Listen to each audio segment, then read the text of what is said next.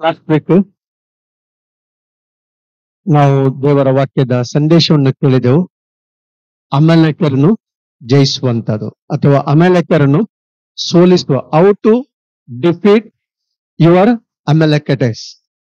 ನಮ್ಮಲ್ಲಿರುವಂತ ಅಮಾಲೇಕ್ಯರನ್ನು ನಾವು ಹೇಗೆ ಜಯಿಸುವುದೆಂಬುದಾಗಿ ನಾನು ಅದನ್ನು ಇವತ್ತು ಸಂದೇಶವನ್ನು ನಾನು ಮುಂದುವರಿಸಲಿಕ್ಕೆ ನಾನು ಬಯಸ್ತೇನೆ. ಲಾಸ್ಟ್ ವೀಕ್ ನಲ್ಲಿ ನಾವು ಮೊದಲನೇ ಭಾಗದಲ್ಲಿ ನಾವು ತಿಳ್ಕೊಂಡಂತ ಸಾರಾಂಶ ಏನಂತ ಹೇಳಿದ್ರೆ, ಅಮಾಲೇಕ್ಯರೆಂದರೆ ಯಾರು? ಮೊದಲನೇದಾಗಿ ನಮ್ಮ ಒಳಗಿದ್ದುಕೊಂಡು ನಮ್ಮ ಆತ್ಮಿಕ ಜೀವಿತಕ್ಕೆ ವಿರುದ್ಧವಾಗಿ ಹೋರಾಡುವಂತಹ ಶರೀರ ಭಾವಗಳು. ಅಮಾಲೇಕ್ಯರೆಂದು ಹೇಳಿದ್ರೆ ನಮ್ಮ ಒಳಗಿದ್ದುಕೊಂಡು ನಮ್ಮ ಆತ್ಮಿಕ ಜೀವಿತಕ್ಕೆ ವಿರುದ್ಧವಾಗಿ ಹೋರಾಡುವಂತ ಶರೀರ ಭಾವಗಳು ಎಂಬುದಾಗಿ ನಾವು ಲಾಸ್ಟ್ ವೀಕ್ ನಲ್ಲಿ ನಾವು ದೇವರ ವಾಕ್ಯದಿಂದ ನಾವು ತಿಳಿದುಕೊಂಡಿದ್ದೇವೆ. ಆದ್ರೆ ದೇವರ ವಾಕ್ಯ ಹೇಳ್ತದೆ, ಆ ಅಮಾಲೇಕ್ಯರನ್ನು ನಾವು ಸಂಪೂರ್ಣ ನಾಶ ಮಾಡ್ಬೇಕೆಂಬುದಾಗಿ, 50-50 ಎಂಬುದಾಗಿ ಹೇಳ್ತಿಲ್ಲ ದೇವರ ವಾಕ್ಯ. ದೇವರು ನಾವು ನೋಡ್ತೇವೆ, ಸೌಲನಿಗೆ ಅರಸನಾದಾಗ ಸಮ್ಮೇಳನಾತನ ಅರಸನಾಗಿ ನೇಮಿಸ್ತಾನೆ. ಅರಸನಾಗಿ ನೇಮಿಸಿದ ನಂತರ ದೇವರ ಅಭಿಷೇಕ ಅವನ ಮೇಲೆ ಇರ್ತದೆ. ದೇವರು ಅವನಿಗೆ ಕೊಟ್ಟಂತ ಆಲೋಚನೆ ಅಥವಾ ಕಮೆಂಡ್ಮೆಂಟ್, ಆಜ್ಞೆ ಏನಂತ ಹೇಳಿದ್ರೆ, ನೀನು ಹೋಗಿಕೊಂಡು ಅಮಾಲೇಕ್ಯರನ್ನು ಸಂಪೂರ್ಣವಾಗಿ ಏನ್ ಮಾಡ್ಬೇಕಂತ ಹೇಳಿದ್ರೆ ನಾಶ ಮಾಡ್ಬೇಕು. ಅಮಾಲೇಕ್ಯರನ್ನು ಸಂಪೂರ್ಣವಾಗಿ ನೀನು ಏನ್ ಮಾಡ್ಬೇಕಂತ ಹೇಳಿದ್ರೆ ನಾಶ ಮಾಡ್ಬೇಕೆಂಬುದಾಗಿ ದೇವರು ಕೊಟ್ಟಂತ ಒಂದು ಆಲೋಚನೆ ಆಗಿದೆ. ಇವತ್ತು ನಾವು ನೋಡ್ತೇವೆ, ಅಮಾಲೇಕ್ಯರು ಶರೀರ ಭಾವ. ದೇವರ ವಾಕ್ಯ ಹೇಳ್ತದೆ ಆತ್ಮನಿಗೆ ವಿರುದ್ಧವಾದದ್ದು. ಶರೀರ ಭಾವದಲ್ಲಿ ನೀವು ಜೀವಿಸಿದ್ರೆ ಸಾಯುದು ನಿಶ್ಚಯ ಎಂಬುದಾಗಿ ದೇವರ ವಾಕ್ಯ ಹೇಳ್ತದೆ. ಆತ್ಮನಿಂದ ನೀವು ಜೀವಿಸುವುದಾದ್ರೆ ದೇವರ ವಾಕ್ಯ ಹೇಳ್ತದೆ ನೀವು ಲೈಫ್ ಅನ್ನು ಹೊಂದಿಕೊಳ್ತೀರಿ ಎಂಬುದಾಗಿ ದೇವರ ವಾಕ್ಯ ಹೇಳ್ತದೆ. ಆದ್ರೆ ಇದು ಎರಡು ಸಂಗತಿಗಳು ಒಂದಕ್ಕೊಂದು ಏನ್ ಮಾಡ್ತದೆ ಅಂತ ಹೇಳಿದ್ರೆ ಹೋರಾಡ್ತದೆ. ಆದ್ರಿಂದ ಇವತ್ತು ನಾವು ಹೇಗೆ ಅಮಾಲೇಕ್ಯರು ನಾವು ಜಯಿಸಬಹುದು, ಇದು ಸಂದೇಶ ಫಸ್ಟ್ ನನಗೆ, ನನ್ನ ಜೀವಿತಕ್ಕೆ ನಾನು ಅಪ್ಲೈ ಮಾಡಿಕೊಂಡು ನನ್ನಲ್ಲಿ ಯಾವ ಅಮಾಲೇಕ್ಯರ ಗುರುತುಗಳಿವೆ, ಯಾವ ಅಮಾಲೇಕ್ಯರ ಆ ಒಂದು ಸ್ಪಿರಿಟ್ ನನ್ನ ಒಳಗೆ ಕಾರ್ಯ ಮಾಡ್ತದೆ. ಯಾಕೆಂದ್ರೆ ಈ ಅಮಾಲೇಕ್ಯರು ಇಸ್ರೇಲರನ್ನು ತಡೆದವರು, ಅವರ ಡೆಸ್ಟಿನಿಯನ್ನು ರೀಚ್ ಆಗದಂತೆ ಅವರು ಏನ್ ಮಾಡಿದವರು, ಅಡ್ಡ ಬಂದವರು, ಅವರ ಪ್ರಯಾಣವನ್ನು ತಡೆದವರು, ದೇವರ ಪ್ರಾಮಿಸ್ ಲ್ಯಾಂಡ್ಗೆ ಅವರು ರೀಚ್ ಆಗದಂತೆ ಅವರನ್ನು ಉಪದ್ರವ ಪಡಿಸಿದವರು, ಅವರ ಮಾರ್ಗದಲ್ಲಿ ಅವರಿಗೆ ಉಪದ್ರವವನ್ನು ಕೊಟ್ಟು ಅವರ ವಿರುದ್ಧವಾಗಿ ರಫೀದಮಿನಲ್ಲಿ ಬಂದು ಅವರ ವಿರುದ್ಧವಾಗಿ ಯುದ್ಧ ಮಾಡಿದವರು. ಆದ್ರಿಂದ ಮೋಶೆ ದೇವದಂಡವನ್ನು ತೆಗೆದುಕೊಂಡು ಗುಡ್ಡದ ತುದಿಗೆ ಹೋಗ್ತಾನೆ. ಅಲ್ಲಿ ಒಂದು ಕಲ್ಲಿನ ಮೇಲೆ ಕೂತ್ಕೊಳ್ತಾನೆ. ಕೂತ್ಕೊಂಡು ಆತನು ದೇವದಂಡವನ್ನು ಮೇಲೆ ಕೆತ್ತುತ್ತಾನೆ. ಮೇಲೆ ಯುದ್ಧ ಆಗ್ತದೆ, ನಿಜವಾದ ವಾರ ಇಲ್ಲ ಆಗ್ತದೆ, ಮೇಲೆ ವಾರ ಆಗ್ತದೆ. ಕೆಳಗೆ ಯೋಶ್ವನಿಗೆ ನಾವು ನೋಡ್ತಿದ್ದೇವೆ, ಯುದ್ಧದಲ್ಲಿ ಜಯ ಸಿಕ್ಕುವುದನ್ನು ನಾವು ನೋಡ್ತಿದ್ದೇವೆ. ಮೋಶೆ ತನ್ನ ಪ್ರಾಯ ಬಂದಾಗ, ಮೋಶೆ ಟೈಮ್ ಮುಗೀತು. ಮೋಶೆ ಟೈಮ್ ಮುಗಿದಾಗ, ಮೋಶೆ ಪ್ರಾಯಸ್ಥನಾದಾಗ ಜನರಿಗೆ ಕೊಟ್ಟಂತ ಸಲಹೆ ಏನಂತ ಹೇಳಿದ್ರೆ, ನೀವು ಅಮಾಲೇಕ್ಯರನ್ನ ಏನ್ ಮಾಡ್ಬೇಕಂತ ಹೇಳಿದ್ರೆ ನಾಶ ಮಾಡ್ಬೇಕು. ಧರ್ಮೋಪದೇಶ ಕಾಂಡ 25ನೇ ಅಧ್ಯಾಯದಲ್ಲಿ ವಚನ 17ರಿಂದ 19ನೇ ವಚನವನ್ನು ನಾವು ನೋಡಿದಾದ್ರೆ, ಡಿಟರ್ನಮಿ ಚಾಪ್ಟರ್ 25 ವರ್ಸ್ 17 to 19 ನಾವು ಓದುದಾದ್ರೆ, ನೀವು ಐಗುಪ್ತ ದೇಶದಿಂದ ಬರುವಾಗ ದಾರಿಯಲ್ಲಿ ಅಮಾಲೇಕ್ಯರು ನಿಮ್ಮನ್ನು ಎದುರಿಸಿದ್ದನ್ನು ಹೇಳ್ತಿದ್ದಾನೆ ಮೋಶೆ ಇಸ್ರೇಲ್ ಜನರಿಗೆ. ನೀವು ವಿಮೋಚನಾ ಕಾಂಡದಲ್ಲಿ ಯುದ್ಧವಾಯಿತು, ಯಾರೊಟ್ಟಿಗೆ?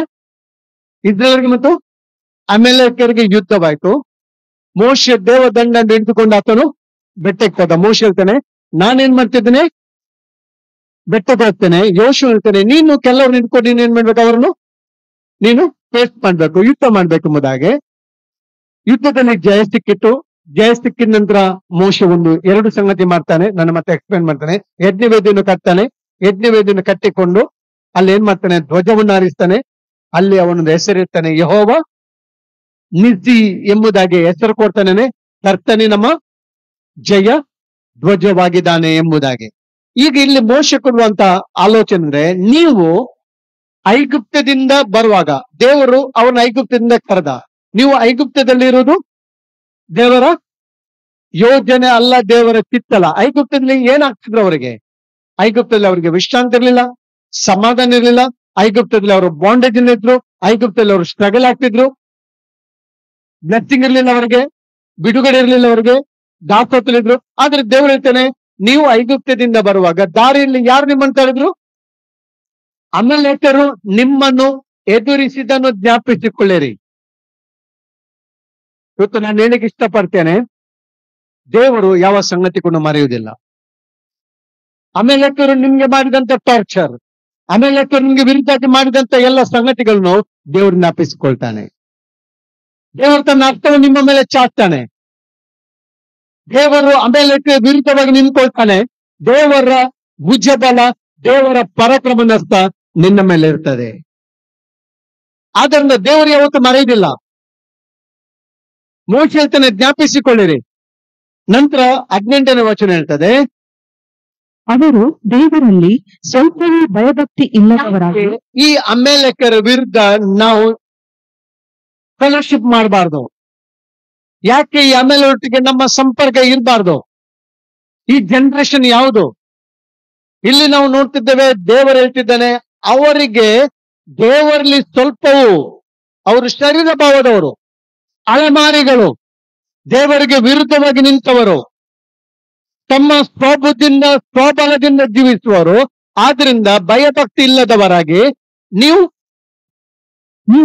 ಬಣವು ಬಳಲಿ ಇದ್ದಾಗ ನಿಮ್ಮವರಲ್ಲಿ ಹಿಂದೆ ಬಿದ್ದ ಬಲಹೀನರನ್ನು ಸಂಹಾರ ಮಾಡಿದರಲ್ಲ. ಯಾರನ್ನು ಮಾಡಿದ್ರಂದ್ರೆ ಬಲಿಷ್ಠರನ್ನ ಅವರು ಟಚ್ ಮಾಡ್ಲಿಲ್ಲ. ಯಾರು ವೀಕ್ ಇದ್ದಾರೆ, ಸೈತನ್ ಯಾರನ್ನ ಹಿಡ್ತಾನೆ? ಯಾರನ್ನು ವೀಕ್ ಇರ್ತಾನೆ ಅವ್ರನ್ನ ಹಿಡಿತಾನೆ. ಅದಕ್ಕೆ ಬೈಬಲ್ ಹೇಳ್ತೆ, let the weak say I am strong in Jesus name. ಆಮೇಲೆ let the weak say I am strong in Jesus name. ದೇವರ ವಾಕ್ಯ ಹೇಳ್ತದೆ, ಅವರು ಏನ್ ಮಾಡಿದ್ರಂತೆ, ನೀವು ದಣಿದು, ಈಗ ಐಗುಪ್ತದಿಂದ ಅವ್ರು ದಣಿದ್ದಾರೆ, ಬಳಲಿದ್ದಾರೆ. ಅಂತ ಸಂದರ್ಭದಲ್ಲಿ ಇವರು ಏನ್ ಮಾಡಿದ್ರೆ, ನಿಮ್ಮವರಲ್ಲಿ ಹಿಂದೆ ಬಿದ್ದ ಬಲಹೀನರು ಮುಂದೆ ಹೋಗುವಾಗ ಅವರು ಸ್ವಲ್ಪ ಮೆಲ್ಲ ಕುಂಟುತ್ತಾ ನಡೀತಿದ್ರೇನ ಬಹುಶಃ. ಅವರನ್ನೇ ಇವರು ಏನ್ ಮಾಡಿದೆ ಅಂತ ಹೇಳಿದ್ರೆ, ಎಲ್ಲರನ್ನು ಇವರು ಸಂಹಾರ ಮಾಡಿದ್ರಲ್ಲ. ಆದ್ದರಿಂದ ಆ ರೀಸನ್ನಿಂದ ದೇವರು ಹೇಳ್ತಿದ್ದಾನೆ, ಆದ ಕಾರಣ ನಿಮ್ಮ ದೇವರಾದ ಯೆಹೋವನು ನಿಮಗೆ ಸ್ವದೇಶವಾಗುವುದಕ್ಕೆ ಕೊಡುವ ದೇಶದಲ್ಲಿ ನಿಮ್ಮನ್ನು ಸೇರಿಸಿ ಸುತ್ತಲೂ ಯಾವ ಶತ್ರುಗಳು ಇಲ್ಲದಂತೆ ಮಾಡಿದಾಗ ಭೂಮಿಯ ಮೇಲೆ ಅಮಲೇಕ್ಯರ ಹೆಸರೇ ಉಳಿಯದಂತೆ ನೀವು ಮಾಡಬೇಕು. ಈಗ ನೀವು ಮರೆಯಬಾರ್ದು. ನೀವೇನ್ ಮಾಡ್ಬೇಕಂತ ಹೇಳಿದ್ರೆ, ಯಾಕೆ ಮಾಡ್ಬೇಕಂದ್ರೆ, ಅಮಲೇಕರನ್ನು ಸಂಪೂರ್ಣ ಭೂಮಿಯಿಂದ ನಾಶ ಮಾಡ್ಬೇಕಂತ ದೇವರು ಯಾಕೆ ಹೇಳ್ತಾನೆ?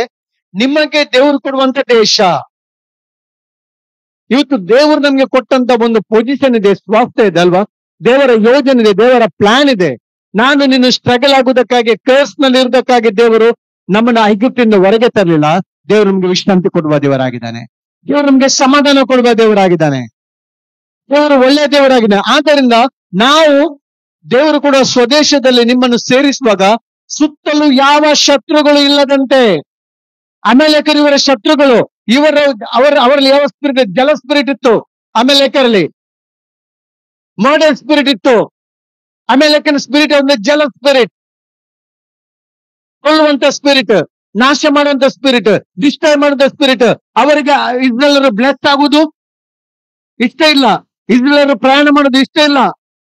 ಇಸ್ರೇಲರು ಯಾವತ್ತು ನಮಗೆ ದಾಸತ್ವದಲ್ಲಿ ಇರ್ಬೇಕು, ನಮಗೆ ಸೇವಾಗಿರ್ಬೇಕು ಎಂಬುದಾಗಿ ಸುತ್ತಲೂ ಯಾವ ಶತ್ರುಗಳು ಇಲ್ಲದಂತೆ ಮಾಡಿದಾಗ ಭೂಮಿಯ ಮೇಲೆ ಅಮಲೇಕರ ಹೆಸರೇ ಉಳಿಯದಂತೆ ನೀವು ಮಾಡ್ಬೇಕು. ನಾನೀಗ ಮುಂದೆ ಹೋಗ್ತೇನೆ. ನಾನು ಹೇಳಿದ ವಿಚಾರನೆ, ಇವತ್ತು ಇರುವಂತ ಅಮಲೇಕರು ಯಾರು? ನಮ್ಮ ಶರೀರ ಭಾವವೇ ನಮ್ಮನ್ನು ಡಿಸ್ಟರ್ಬ್. ಇವತ್ತು ನಾನು ಹೇಳ್ತೇನೆ, ಇವತ್ತು ಎಷ್ಟೋ ಮಂದಿ ದೇವ ಸೇವಕರು ಆರಂಭದಲ್ಲಿ ನಕ್ಷತ್ರದಂತೆ ಹೊಳೆದವರು, ಮಿನುಗಿದವರು. ಎಷ್ಟೋ ಮಂದಿ ವಿಶ್ವಾಸಿಗಳು ತಮ್ಮ ಶರೀರ ಭಾವವನ್ನು ಜಯಿಸದೆ ಬ್ಯಾಕ್ ಸೈಡ್ ಆಗಿದ್ದಾರೆ, ಸೋತು ಹೋಗಿದ್ದಾರೆ, ನಂಬಿಕೆಯಲ್ಲಿ ಬಿತ್ತು ಹೋಗಿದ್ದಾರೆ. ಇವತ್ತು ಎಷ್ಟು ಎಷ್ಟೋ ಯವನಸ್ಥರು ನಾವು ನೋಡ್ತೇವೆ, ಶರೀರ ಭಾವವನ್ನು ಜಯಿಸಲಾರದೆ ಆತ್ಮಿಕ ಜೀವಿತದಲ್ಲಿ ತಣ್ಣಗಿನ ಪರಿಸ್ಥಿತಿ, ಬೆಚ್ಚಗ ಪರಿಸ್ಥಿತಿ ಇಲ್ಲದಂತೆ ಅವರು ಸ್ಟ್ರಗಲ್ ಆಗ್ತಾರೆ, ಮುಂದೆ ಹೋಗ್ಲಿಕ್ಕೆ ಆಗ್ತಿಲ್ಲ. ಎಷ್ಟೋ ಫ್ಯಾಮಿಲಿ ಶರೀರ ಭಾವದಲ್ಲಿ ಇಷ್ಟ ಆಗಿದೆ, ಕ್ರಿಶ್ಚಿಯನ್ ಫ್ಯಾಮಿಲಿ. ಈ ಅಮೆರಿಕನ್ ಸ್ಪಿರಿಟ್ ಸಭೆಗಳಲ್ಲಿ ನೋಡ್ತೇವೆ, ಕುಟುಂಬದಲ್ಲಿ ನೋಡ್ತೇವೆ, ರೂಲ್ ಮಾಡುವುದರಿಂದ ಎಷ್ಟೋ ಫ್ಯಾಮಿಲಿ ಹಾಳಾಗಿದೆ, ಎಷ್ಟೋ ಫ್ಯಾಮಿಲಿ ಡಿಸ್ಟ್ರಾಯ್ ಇದೆ. ಆದ್ದರಿಂದ ದೇವರಾತ್ಮನು ಈ ಮುಂಚಾನೆ ವೇಳೆಯಲ್ಲಿ ನಮಗೆ ತಿಳುವಳಿಕೆ ಕೊಡ್ತಾನೆ, ನಮ್ಮಲ್ಲಿರುವ ಅಮೆರಿಕನ್ ಸ್ಪಿರಿಟ್ ಅನ್ನು ನಾವು ಓವರ್ಕಮ್ ಮಾಡ್ಬೇಕು, ಅದನ್ನು ಡಿಸ್ಟ್ರಾಯ್ ಮಾಡ್ಬೇಕು, ಅದನ್ನು ಡಿಫೀಟ್ ಮಾಡ್ಬೇಕೆಂಬುದಾಗಿ ದೇವರ ವಾಕ್ಯ ಹೇಳ್ತದೆ. ಅಮೆರಿಕರ ಹೆಸರಿಲ್ಲದಂತೆ ಮಾಡ್ತೇನೆ ಎಂಬುದಾಗಿ ದೇವರು ಹೇಳಿದ. ದೇವರ ಪ್ರಾಮಿಸ್ ಫುಲ್ಫಿಲ್ ಆಯ್ತು. ಲಾಸ್ಟ್ ಅಮೆರಿಕರ ಸಂತತಿ ಆಮನಲ್ಲಿ ಸ್ಟಾಪ್ ಆಯ್ತು. ಅಮೆರಿಕರ ಸಂತತಿ ನಾವು ನೋಡ್ತಿದ್ದೇವೆ, ಆಶ್ವೇರೋಷನ ಕಾಲದಲ್ಲಿ ನೋಡ್ತೇವೆ, ದುಷ್ಟ ಆಮನ್ ಎಂಬುದಾಗಿ ಬರೆಯಲ್ಪಟ್ಟಿದಲ್ಲ. ಅಮೆರಿಕರು ಯಾರಾಗಿದ್ರೆ ದುಷ್ಟರು. ದುಷ್ಟನ ಏನ್ ಮಾಡ್ತಾನೆ? ಸೈತಾನ ದುಷ್ಟನಲ್ವಾ? ಸೈತಾನ ಯಾರು? ದುಷ್ಟನು, ದುಷ್ಟತನದಿಂದ ತುಂಬಿದವನು, ಫ್ಯಾಮಿಲಿ ಹಾಳು ಮಾಡೋನು, ಡಿಸ್ಟ್ರಾಯ್ ಮಾಡೋನು, ನಿಮ್ಮ ಬ್ಲೆಸ್ಸಿಂಗ್ ಅನ್ನು ಕದ್ದುಕೊಳ್ಳುವವನು ದುಷ್ಟನು. ದುಷ್ಟ ಆಮನನ್ನು ಎಸ್ತೇರ್ ಪುಸ್ತಕದಲ್ಲಿ ಬರೆಯಲ್ಪಟ್ಟಿದೆ. ದುಷ್ಟ ಆಮನನು ಎಲ್ಲರನ್ನ ಏನ್ ಮಾಡ್ಬೇಕು? ಡಿಸ್ಟ್ರಾಯ್ ಮಾಡ್ಬೇಕು. ಇಸ್ರಾಯೇಲರನ್ನು, ಯೆಹೂದ್ಯರನ್ನು ನಾಶ ಮಾಡ್ಬೇಕು, ಸಂಹಾರ ಮಾಡ್ಬೇಕು. ಮತ್ತೆ ಯಾರನ್ನು ಗಲ್ಲಿಗೆ ಹಾಕ್ಬೇಕು? ಮೊರ್ದೆಕೈಯನ್ನು ಗಲ್ಲಿಗೆ ಹಾಕ್ಬೇಕೆಂಬುದಾಗಿ ದುಷ್ಟ ಆಮ, ಈ ಸ್ಪಿರಿಟ್ ನೋಡಿ, ದುಷ್ಟ ಆಮನ ಅವನು ಗಲ್ಲಿಗೆ ಹಾಕ್ಬೇಕು, ಮೊರ್ದೆಕೈಯನ್ನು ಗಲ್ಲಿಗೆ ಹಾಕ್ಬೇಕೆಂಬುದಾಗಿ ಅವನು ಆಲೋಚನೆ ಮಾಡಿ ಗಲ್ಲು ಕಂಬವನ್ನು ಸಿದ್ಧ ಮಾಡಿದ, ಎಲ್ಲ ಪರ್ಮಿಷನ್ ತೆಗೆದುಕೊಂಡ. ಆದ್ರೆ ಫೈನಲಿ ನೋಡ್ತೇವೆ, ದೇವರ ಯೋಜನೆಗೆ ತಂದ್ರೆ ಅವನು ತೋಡಿದ ಗುಂಡಿನೊಳಗೆ ಅವನ ಬಿದ್ದ. ಅಮೆರಿಕರ ಸಂತತಿ ಫಿನಿಶ್ ಆಯ್ತು. ಲಾಸ್ಟ್ ಸಂತತಿ ಆಮನು. ಅಮೆರಿಕರಿಲ್ಲ ಈಗ, ಅಮೆರಿಕರ ಸಂತತಿ. ಆದ್ರೆ ಅಮೆರಿಕರಿಗೆ ತಲತಲಾಂತರದ ಯುದ್ಧ ಉಂಟೆಂಬುದಾಗಿ ದೇವರು ಹೇಳಿದಾನಲ್ವಾ? ಯೆಹೋವ ನಿತ್ಯಂಬುದಾಗಿ ಬ್ಯಾನರ್ ತೆಗೆದ್ರು, ಬ್ಯಾನರ್ ಬಾವುಟ ಹಾರಿಸಿದ್ರು, ಜಯ ಆಯ್ತು, ದೇಶಕ್ಕೆ ಜಯ ಸಿಕ್ಕಿತು, ಬಾವುಟ. ಅದರ ಅರ್ಥ ಯುದ್ಧ ಸ್ಟಾಪ್ ಆಯ್ತು. ಯುದ್ಧ ಸ್ಟಾಪ್ ಆಯ್ತಾ? ಇವತ್ತು ಪ್ರಪಂಚ ಅನೇಕ ಕಂಟ್ರಿಗಳು ನೋಡ್ತೇವೆ, ಯುದ್ಧ ಆಗ್ತದೆ, ಆದ್ರೆ ಶಾಂತಿ ಒಪ್ಪಂದ ಕೂಡ ಆಗ್ತದೆ. ಅದರ ಅರ್ಥ ಯುದ್ಧ ನಿಂತು ಹೋಯ್ತು ಎಂಬುದಾಗಿ ಇಲ್ಲ. ಅದೇ ರೀತಿ ನಮ್ಮ ಶರೀರದಲ್ಲಿ ಕೂಡ ಬಾರ್ನ್ ಅಗೇನ್ ಆಗಿದ್ದೇವೆ. 20 years 30 years ನಮ್ಮ ಶರೀರದಲ್ಲಿ ಯುದ್ಧ ಉಂಟು, ಹೋರಾಟ ಉಂಟು. ನಿಮ್ಮ ಆತ್ಮದ ವಿರುದ್ಧ ಹೋರಾಡುವ ಶರೀರದ ಅಭಿಲಾಷೆಗಳಿಗೆ ನೀವು ವಿರುದ್ಧವಾಗಿ ಹೋರಾಡ್ಬೇಕೆಂಬುದಾಗಿ ದೇವರ ವಾಕ್ಯ ಹೇಳ್ತದೆ. ಹಾಗಾದ್ರೆ ಈ ಒಂದು ನಾವು ನೋಡ್ತೇವೆ, ಹೇಗೆ ನಾವು ಜಯಿಸುವುದು ಶರೀರ ಭಾವನು.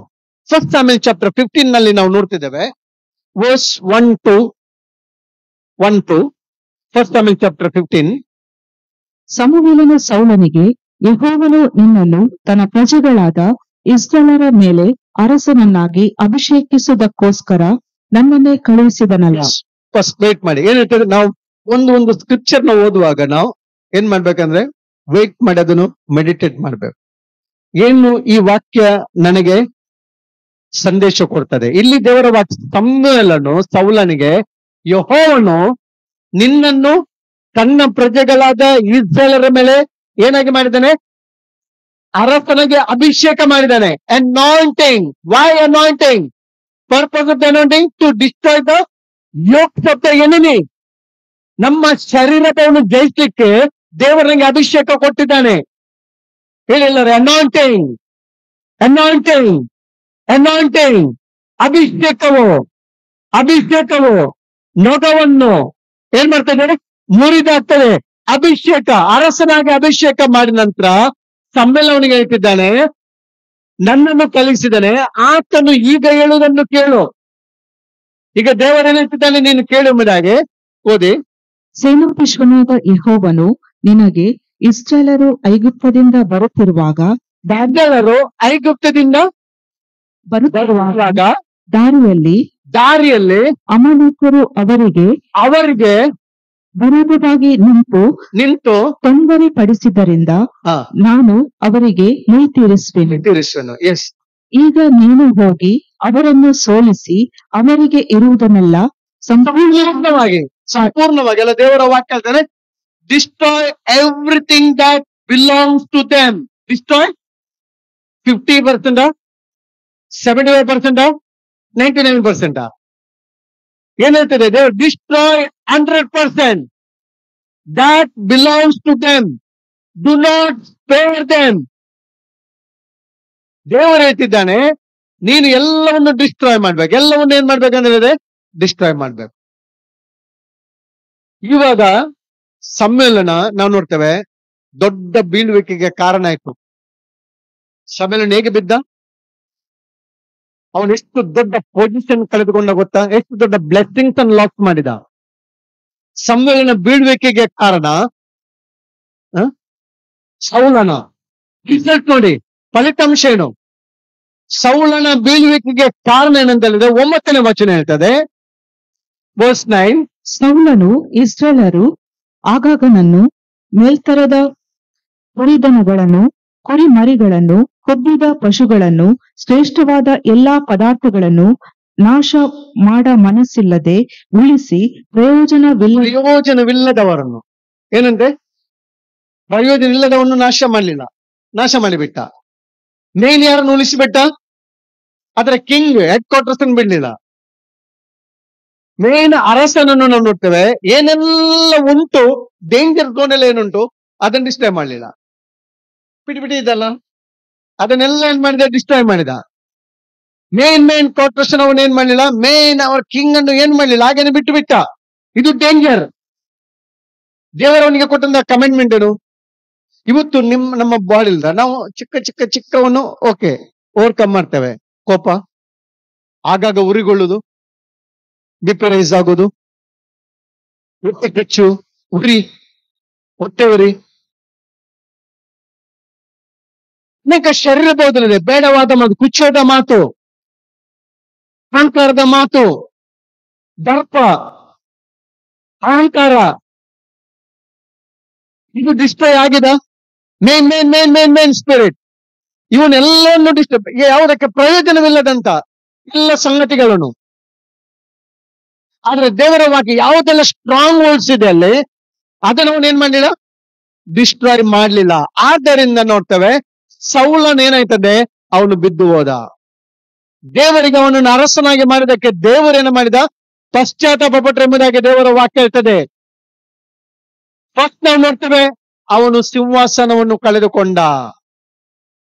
ಸೌಲನು ಡಿಸ್ಒಬೆ ಆದ್ರಿಂದ ದೇವರು ಕೊಟ್ಟ ಕಮೆಂಡ್ಮೆಂಟ್ ಅನ್ನು ಇವತ್ತು ನಮ್ಮಲ್ಲಿರುವಂತ ದೇವರು ಹೇಳ್ತಾನೆ, ಪಾಪವನ್ನು 100% ಸಾಯಿಸ್ಬೇಕು ಹೇಳ್ತಿದ್ದಾನೆ ದೇವರು.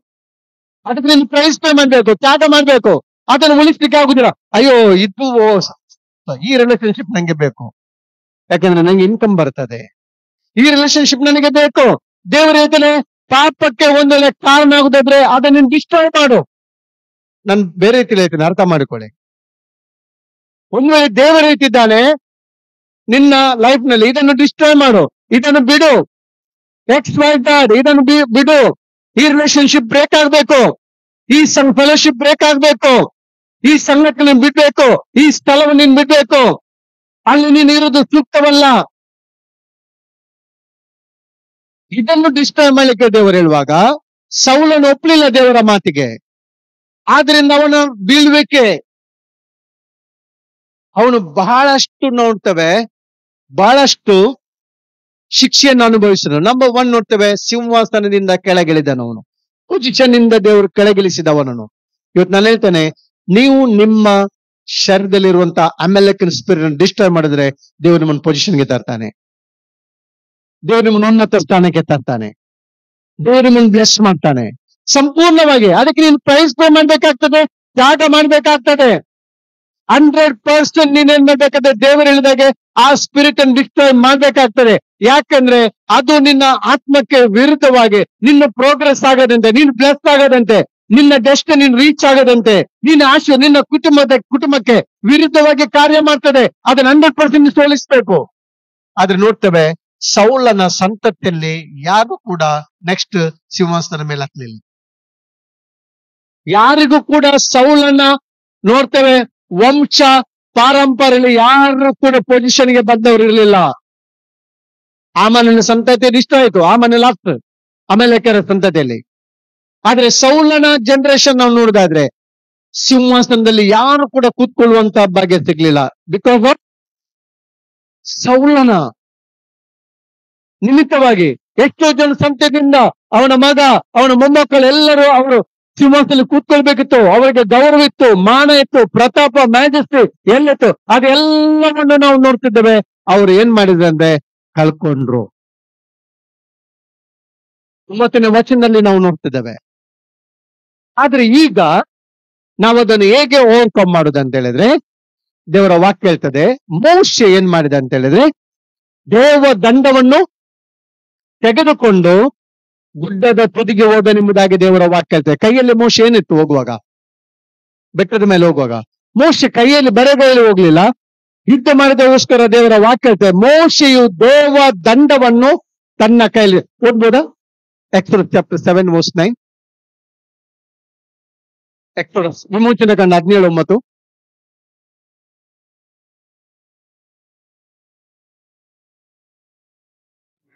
ಆಗ ಅಮಲೇಕ್ಯರು ರೆಫೀದೀಮಿನಲ್ಲಿ ಇಸ್ರಾಯೇಲರ ಮೇಲೆ ಯುದ್ಧ ಮಾಡುವುದಕ್ಕೆ ಬರಲು ಮೋಶೆಯು ಯೆಹೋಶುವನಿಗೆ, ನೀನು ಭಟರನ್ನು ಆದುಕೊಂಡ ನಾಳೆ ನಮ್ಮ ಮುಂದೆ ಹೊರಟು ಅಮಲೇಕ್ಯರೊಡನೆ ಯುದ್ಧ ಮಾಡಬೇಕು. ನಾನು ದೇವದಂಡವನ್ನು ಕೈಯಲ್ಲಿ ಹಿಡ್ಕೊಂಡು, ನಾನು ದೇವ ದಂಡವನ್ನು 7:9 17:9 17 ನಾನು ದೇವ ದಂಡವನ್ನು ಕೈಯಲ್ಲಿ ಹಿಡಿದುಕೊಂಡು ಗುಡ್ಡದ ತುದಿಯಲ್ಲಿ ನಿಂತುಕೊಳ್ಳುವೆನು. ರಿಯಲ್ ವಾರ್ ಈಗ ಎಲ್ಲಿ ಸ್ಟಾರ್ಟ್ ಆಗ್ತದೆ ಅಂತ ಹೇಳಿದ್ರೆ, ನಾವು ನೋಡ್ತೇವೆ ಗ್ರೌಂಡ್ ಅಲ್ಲೆಲ್ಲ ಗುಡ್ಡದ ಮೇಲೆ. ವಾರ್ ಎಲ್ಲಿ ಸ್ಟಾರ್ಟ್ ಆಗ್ತದೆ? ಗುಡ್ಡದ ಮೇಲೆ. ಮೋಶೆ ಕೈಯಲ್ಲಿ ತೆಗೆದುಕೊಂಡ ಫಸ್ಟ್ ಮೋಶೆ ಹೋಗಿ ಒಂದು ಕಲ್ಲನ್ನು ಇರ್ತಾನೆ, ಆ ಕಲ್ಲಿನ ಮೇಲೆ ಕೂತ್ಕೊಳ್ತಾನೆ. ಆ ಕಲ್ಲು ಯಾರು ಅಂತ ಹೇಳಿದ್ರೆ ಕರ್ತನಾದ ಯೇಸು ಕ್ರಿಸ್ತನು. ಮುಖ್ಯವಾದ ಮೂಲದಲ್ಲಾಗಿದ್ದಾನೆ. ದೇವರ ವಾಕ್ಯ ನಮ್ಮನ್ನು ಪಾಪವೆಂಬ ಕೆಸರಿನಿಂದ ಆತನ ಮೇಲೆ, ಕ್ರಿಸ್ತನೆಂಬ ಬಂಡೆ ಮೇಲೆ ನಮ್ಮನ್ನು ಆತನು ಕೂತ್ಕೊಳಿಸಿ ನಿಮ್ಮದಾಗಿ ದೇವರ ವಾಕ್ಯವೇ. ಮೋಶೆ ಕೂತ್ಕೊಂಡಂತ ಕಲ್ಲು ಅದು ಯೇಸು ಕ್ರಿಸ್ತನಾಗಿದ್ದಾನೆ. ಆಶ್ರಯ ಬಂಡೆವಾಗಿದೆ, ಜಯದ ಬಂಡೆಯಾಗಿದ್ದಾನೆ. ಮೋಶೆಯ ಟ್ರಸ್ಟ್ ಯಾರ ಮೇಲೆ ಇತ್ತು ಅಂದ್ರೆ ಕ್ರಿಸ್ತನ ಮೇಲೆ ಇತ್ತು. ಇವತ್ತು ನಮಗೆ ಯುದ್ಧದಲ್ಲಿ ನಮ್ಮ ಭರವಸೆ, ನಮ್ಮ ನಿರೀಕ್ಷೆ ಯಾರಾಗಿದ್ದಾನೆ? ಯೇಸು ಕ್ರಿಸ್ತನಾಗಿದ್ದಾನೆ. ಯೇಸು ಕ್ರಿಸ್ತ ನಮ್ಮ ಜಯವಾಗಿದ್ದಾನೆ. ಯೇಸು ಕ್ರಿಸ್ತನು ಜಯಶಾಲಿ ಆಗಿದ್ದಾನೆ. ಆದ ನಂತರ ನಾವು ನೋಡ್ತೇವೆ, ಆತನು ದೇವ ದಂಡವನ್ನು ಆತನು ಮೇಲಕ್ಕೆ ಎತ್ತಿದ್ದ ನಿಮ್ಮದಾಗಿ ದೇವರ ವಾಕ್ಯ. ಈ ದೇವ ದಂಡವು ದೇವರ ಆತ್ಮನ ಬಲವನ್ನು ಪ್ರಕಟಿಸ್ತದೆ. Power of the Holy Spirit ದೇವರ ಆತ್ಮನ ಬಲವನ್ನು ಪ್ರಕಟಪಡಿಸ್ತದೆ. ಎಲ್ಲಿ ನೋಡ್ತೇವೆ ಅಲ್ಲಿ ಯುದ್ಧ ಆಗುವಾಗ ದೇವರ ಆತ್ಮನು ರಭಸದಿಂದ ಬಂದು ಆತನ ಏನ್ ಮಾಡ್ತಾನೆ? ಯೆಹೋವ ನಿಧಿಯನ್ನು ಆತನು ತೋರಿಸ್ತಾನೆ. ಆ ಒಂದು ಫ್ಲಾಟ್ ಅನ್ನು ತೋರಿಸ್ತಾನೆ. ಯೆಹೋವ ನಿಧಿ ಎಂಬುದಾಗಿ ಯೆಶಾಯ ಪ್ರವಾದನ ಗ್ರಂಥದಲ್ಲಿ 59ನೇ ಅಧ್ಯಾಯದಲ್ಲಿ 19ನೇ ವಚನದಲ್ಲಿ ನೋಡುವಾಗ ಆತನ ದೇವರ ವಾಕ್ಯ ಇರ್ತದೆ. ಇಸ್ರಾಯೇಲಿಗೆ ಯಾವ ರೀತಿಯಲ್ಲಿ ದೇವರ ಆತ್ಮ ಬಂದಂತೆ ರಭಸದಿಂದ ಆತನು ವೇಗವಾಗಿ ರಭಸದಿಂದ ಬಂದು ಅವರನ್ನು ಏನ್ ಮಾಡಿದ ಅಂತ ಹೇಳಿದ್ರೆ ಮೇಲೆ ಕೆತ್ತಿದ ನಿಮ್ಮದಾಗಿ ದೇವರ ವಾಕ್ಯ ಹೇಳ್ತದೆ.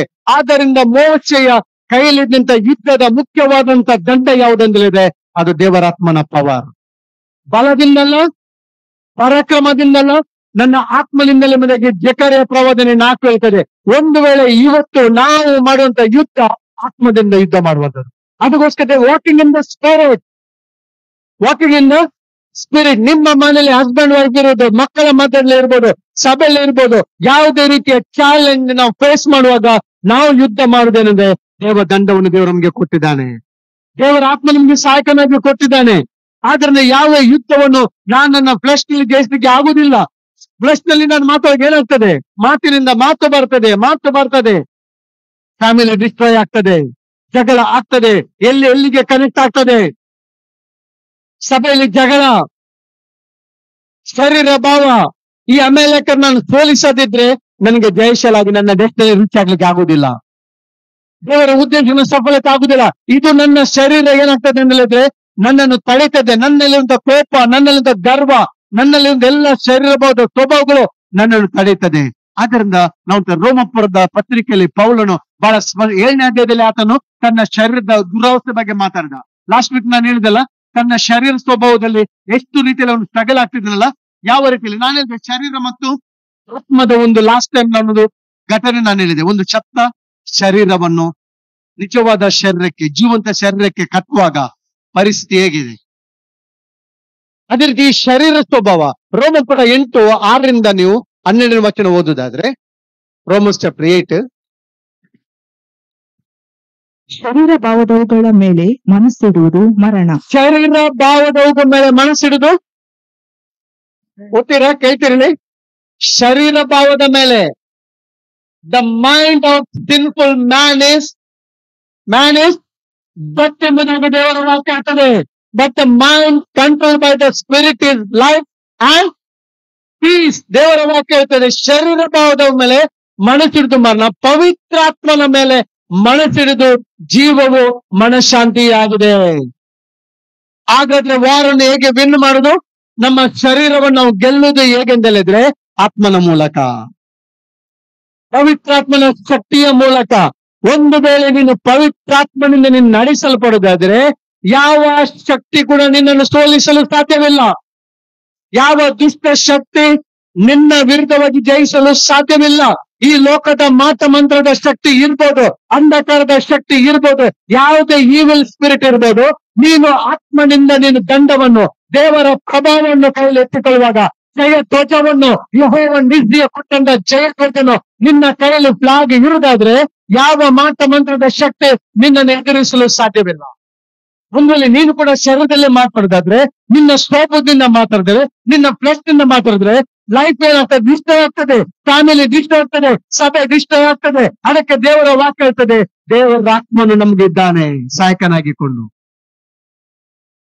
ಶರೀರ ಭಾವ ದೇವರ ವಾಕ್ಯ, ನೆಕ್ಸ್ಟ್ ದೇವರ ವಾಕ್ಯ ಹೇಳ್ತದೆ ಅಲ್ಲೇ, ಯಾಕೆಂದರೆ ಶರೀರ ಭಾವದವುಗಳ ಮೇಲೆ ಮನಸ್ಸಿಡುವುದು ದೇವರು ಶರೀರ ಭಾವದ ಮೇಲೆ ಮನಸ್ಸಿಡುವುದು ದೇವರಿಗೆ ಶತ್ರುತ್ವವು.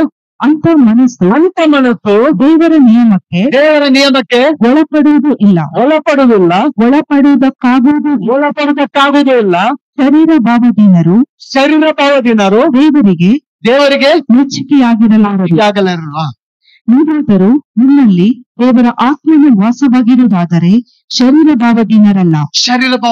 ನೀವಾದರೂ, ದೇವರ ವಾಕ್ಯ ಹೇಳ್ತದೆ, ನಿಮ್ಮಲ್ಲಿ ಯಾರಿದ್ದಾನೆ? ದೇವರ ಆತ್ಮನು ವಾಸ್ತವಾಗಿರುವುದಾದ್ರೆ ಶರೀರ ಭಾವದಲ್ಲ. ಯೇಸು ಸ್ವಾಮಿ ಹೇಗೆ ವಾರನ್ನು ಜಯಿಸಿದ? ಬೆಸ್ಟ್ ಎಕ್ಸಾಂಪಲ್ ಯೇಸು ಸ್ವಾಮಿ.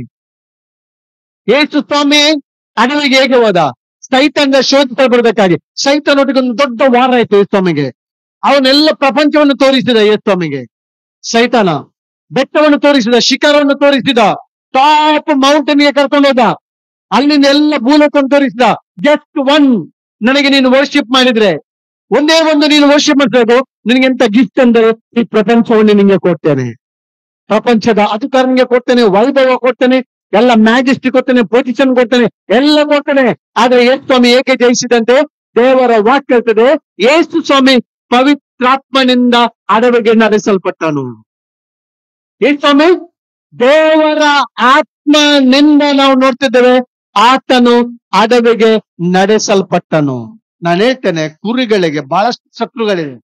ಕುರಿ ಎಷ್ಟು ಸಾಧು ಆದ್ರೂ ಕೂಡ ಅದಕ್ಕೆ ಬಹಳಷ್ಟು ಶತ್ರುಗಳಿದೆ. ಹುಲಿ ಇದೆ, ಕರಡಿದೆ, ಸಿಂಹ ಇದೆ, ತೋಳ ಇದೆ, ವೈಲ್ಡ್ ಡಾಗ್ಸ್ ಇದೆ, ಬೇಟೆ ನಾಯಿಗಳಿದೆ ಕುರಿಗಳಿಗೆ ವಿರುದ್ಧವಾಗಿ. ಆದ್ರೂ ಕೂಡ ಕುರಿಗಳ ಸಂತತಿ ಕಡಿಮೆ ಆಗ್ಲಿಲ್ಲ, ಕುರಿಗಳ ಸಂತತಿ ಇನ್ಕ್ರೀಸ್ ಆಗ್ತಾ ಇದೆ.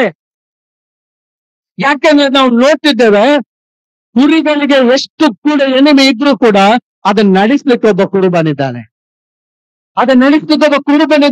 ಬೋರ್ನಗನಾದಂತ ವಿಶ್ವಾಸಿ ನಿನ್ನನ್ನು ನಡೆಸಲು ಪವಿತ್ರಾತ್ಮನಿದ್ದಾನೆ, ನಿನ್ನನ್ನು ಮಾರ್ಗದರ್ಶನ ಮಾಡಲು ಪವಿತ್ರಾತ್ಮನಿದ್ದಾನೆ.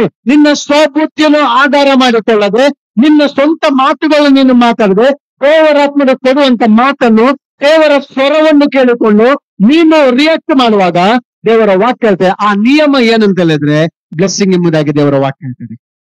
ಆಮೇಲೆ ಲೈಫ್ ಎಂಬುದಾಗಿ ದೇವರ ವಾಕ್ಯ ಹೇಳ್ತದೆ. ದೇವರಾತ್ಮನು ನಮಗೆ ಏನಾಗಿದ್ದಾನೆ ಅಂತ ಹೇಳಿದ್ರೆ ಸಹಾಯಕನಾಗಿದ್ದಾನೆ.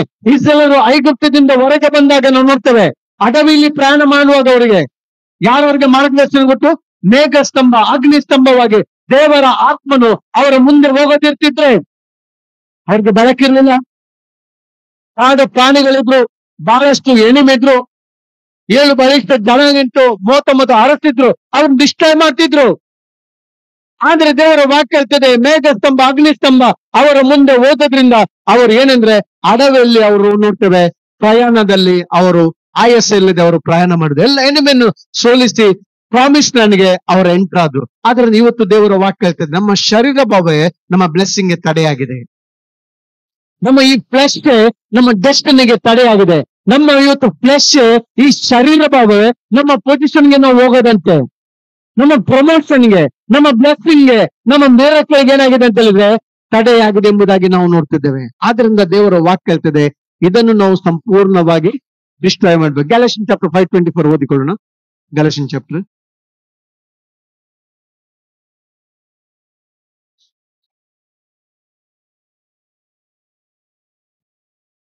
ಕ್ರಿಸ್ತ ಯೇಸುವಿನವರು ತಮ್ಮ ಯೇಸುವಿನವರು ತಮ್ಮ ಶರೀರ ಭಾವವನ್ನು ಅದರ ವಿಷಯಾಭಿಲಾಷೆ, ಸ್ವೇಚ್ಛಾಭಿಲಾಷೆ ಎಲ್ಲಿಗೆ ಹಾಕಿದಾರಂದ್ರೆ ಸಹಿತ ನೋಡಿ, those who belong to Christ Jesus have crucified the sinful nature with its passions and desires.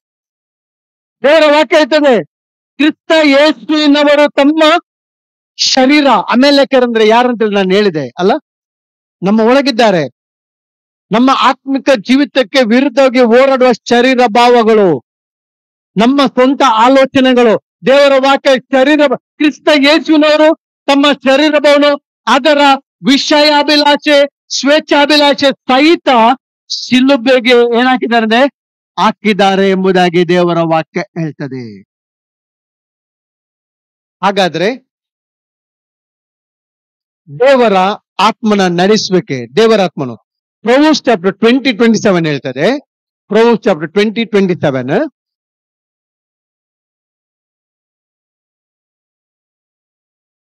Chapter 20:27 ಜ್ಞಾನೋಕ್ತಿ ಪುಸ್ತಕ 20:27 ಮನುಷ್ಯನ ಆತ್ಮವು ಯೆಹೋವನ ದೀಪವಾಗಿದೆ. ಯೆಹೋವನ ದೀಪವಾಗಿದೆ. ಮನುಷ್ಯನ ಆತ್ಮ ದೇವರ ವಾಕ್ಯ ಏನಾಗಿದೆ? ದೀಪವಾಗಿದೆ. ನಮ್ಮ ಒಳಗೆ ಒಂದು ಟಾರ್ಚ್ ಇದೆ, ನಮ್ಮ ಒಳಗೆ ಒಂದು ಬೆಳಕಿದೆ, ನಮ್ಮ ಶಾಖೆಗಳಿಗೆ ಆ ಬೆಳಕು ಕತ್ತಲಲ್ಲಿ ಪ್ರಕಾಶಿಸ್ತದೆ. ಆ ಬೆಳಕು ನಮ್ಗೆ ಮಾರ್ಗದರ್ಶನ ಕೊಡ್ತದೆ. ನಮ್ಮ ಪಂಚೇಂದ್ರಗಳು ಲೋಕದಲ್ಲಿ ವ್ಯವಹಾರ ಮಾಡ್ತದೆ. ನಮ್ಮ 5 ಸೆನ್ಸಸ್ ಏನ್ ಮಾಡ್ತದೆ? ಲೋಕದಲ್ಲಿ ಏನ್ ಮಾಡ್ತದೆ? ಡೀಲ್ ಮಾಡ್ತದೆ, ವ್ಯವಹಾರಗಳನ್ನು ಮಾಡ್ತದೆ. ಆದ್ರೆ ನಮ್ಮ ಆತ್ಮ ದೇವರವಾದ, ಮನುಷ್ಯನ ಆತ್ಮ ದೇವರ ಏನಾಗಿದೆ? ದೀಪವಾಗಿದೆ. ನಮ್ಮ ಆತ್ಮ ದೇವರನ್ನು ಸಂಪರ್ಕಿಸ್ತದೆ, ದೇವರೊಂದಿಗೆ ಕನೆಕ್ಟ್ ಆಗಿರ್ತದೆ, ದೇವರೊಂದಿಗೆ ಸಂಪರ್ಕದಲ್ಲಿ ಇರ್ತದೆ. ಆದ್ದರಿಂದ ದೇವರ ವಾಕ್ಯ ಹೇಳ್ತದೆ ಯೇಸು ಕ್ರಿಸ್ತನಲ್ಲಿ ಇರುವವರು, ದೇವರ ವಾಕ್ಯ ಹೇಳ್ತದೆ ಆತ್ಮದಿಂದ ನಡೆಸಲ್ಪಡೋದು. ದೇವದಂಡವನ್ನು ದೇವರು ನಮಗೆ ಕೊಟ್ಟಿದ್ದಾನೆ, ಪರಿಶುದ್ಧಾತ್ಮನನ್ನು ಕೊಟ್ಟಿದ್ದಾನೆ, ಅಭಿಷೇಕವನ್ನು ನಮಗೆ ಕೊಟ್ಟಿದ್ದಾನೆ.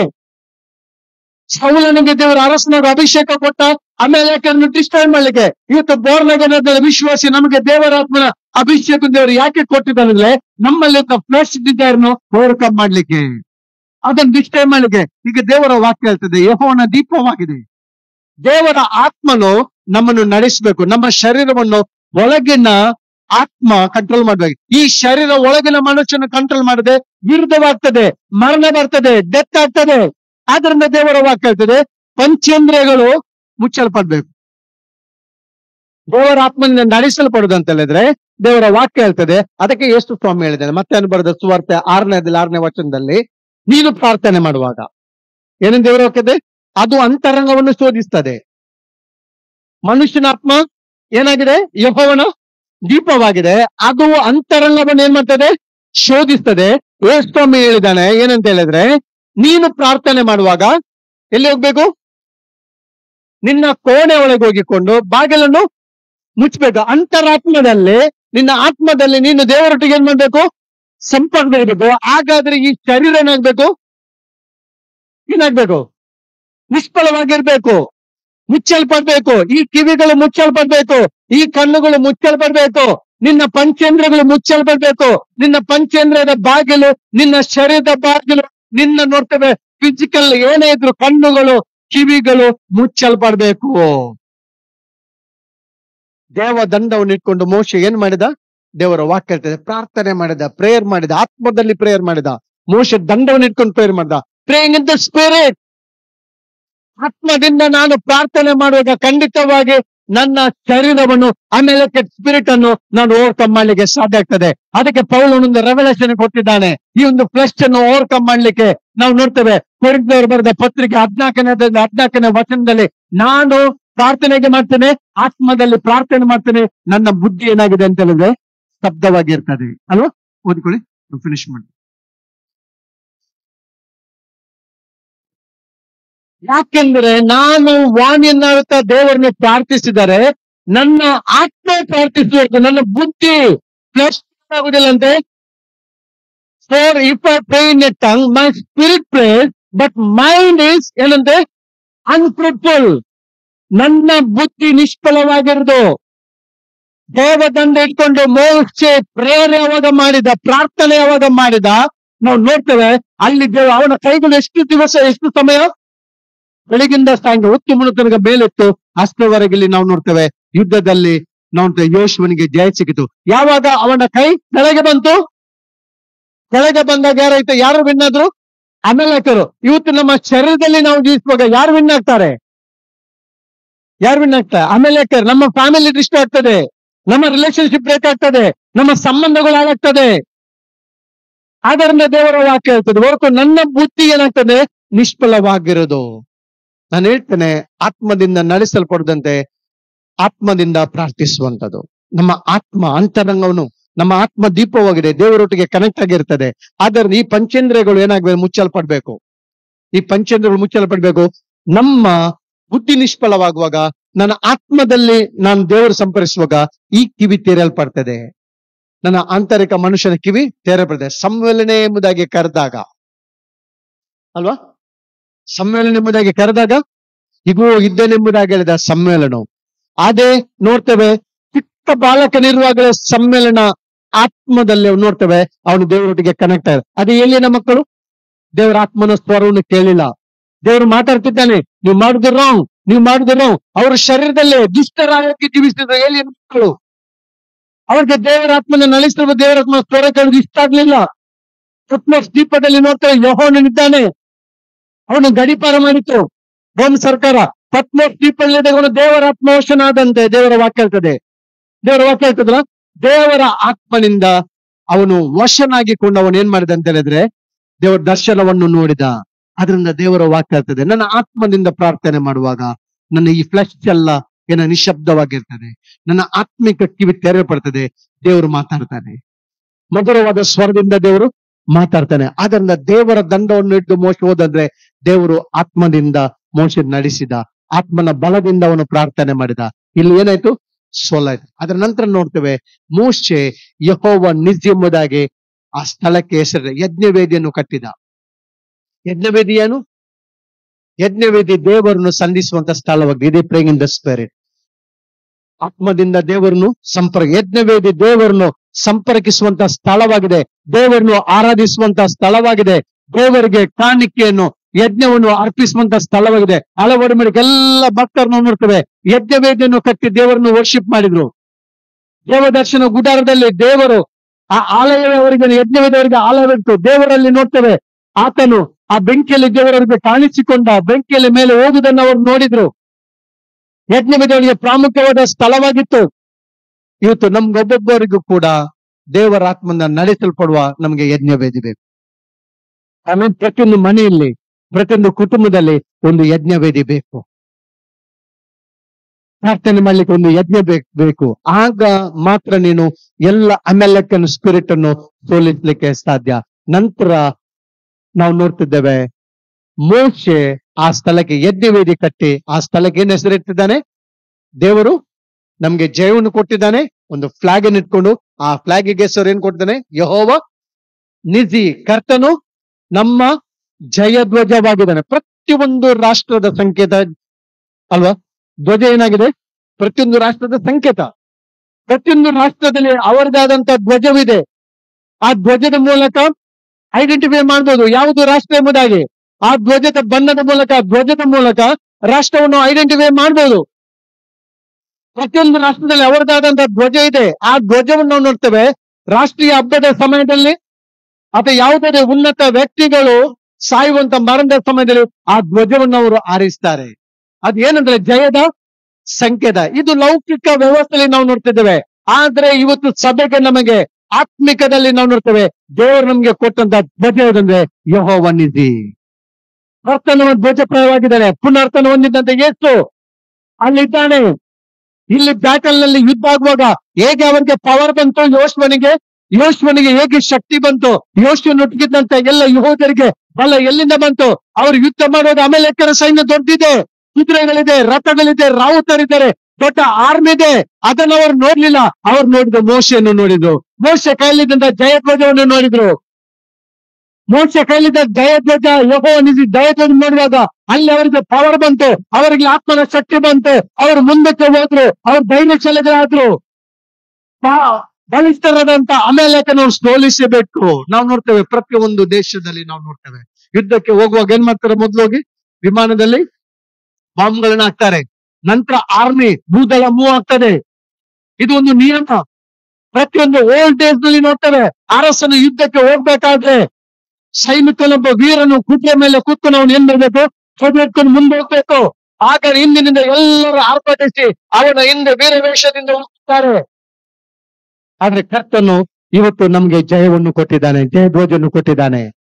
ಯೆಹೋವ ನಿಂತಿ ಯೇಸು ಕ್ರಿಸ್ತನು ಪುನರ್ತನ ಹೊಂದಿದ್ದಾನೆ, ಮರಣವನ್ನು ಜಯಿಸಿದ್ದಾನೆ, ಪಾತಾಳವನ್ನು ಸೋಲಿಸಿದ್ದಾನೆ, ಅಂಧಕಾರದ ಶಕ್ತಿಯನ್ನು ಆತನು ಮುರಿದಾಕಿದ್ದಾನೆ. ಇವತ್ತು ನಾವು ಕ್ರಿಸ್ತನನ್ನು ನೋಡ್ತೇವೆ. ಕಲ್ವರಿ ಬೆಟ್ಟದಲ್ಲಿ ಜಯ ಕೊಟ್ಟಂತ, ಶಿಲುಬೆಯಲ್ಲಿ ಜಯ ಕೊಟ್ಟಂತ ಯೇಸು ನೋಡುವಾಗ ಅಲ್ಲಿಂದ ನಮ್ಗೆ ಸಾವಾಗ್ತದೆ, ಅಲ್ಲಿಂದ ನಮ್ಗೆ ಪಾವಾಗ್ತದೆ, ಅಲ್ಲಿಂದ ನಮಗೆ ಅಭಿಷೇಕ ಆಗ್ತದೆ. ನಾವು ಪ್ರಾರ್ಥನೆ ಮಾಡುವಾಗ, ಜಯ ಧ್ವಜವನ್ನು ಎತ್ತುವಾಗ ಎಲ್ಲ ಅಂಧಕಾರದ ಶಕ್ತಿಗಳು ಏನಾಗ್ತದೆ? ಡಿಸ್ಟ್ರಾಯ್ ಆಗ್ತದೆ. ಅದರಿಂದ ದೇವದಂಡವನ್ನು ನಾವು ಎತ್ತಿ ಹಿಡಿದು ಬಹಳ ಪ್ರಾಮುಖ್ಯವಾದದ್ದು.